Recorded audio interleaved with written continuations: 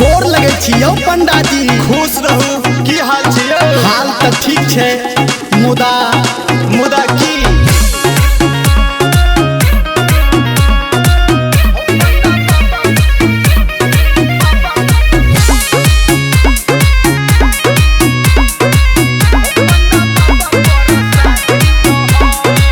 हेतई कहिया हमर शादी कहो हो पंडा बाबा पर शादी दहो।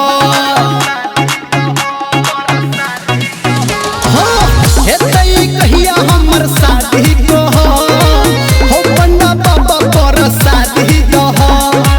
लिखल छै कि बर्बादी कहो हो पंडा बाबा पर शादी दहो। हेतई कहिया हमर शादी कहो हो पंडा बाबा पर शादी दहो। Music by Guddu Raj.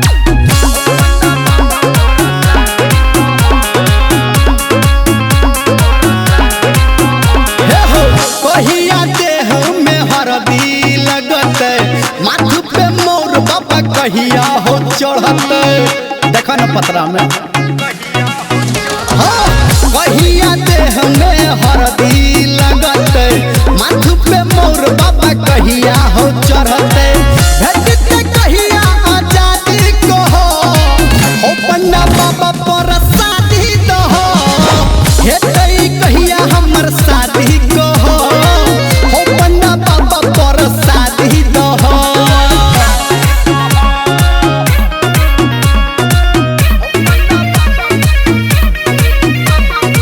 Ma Gayatri Recording Studio.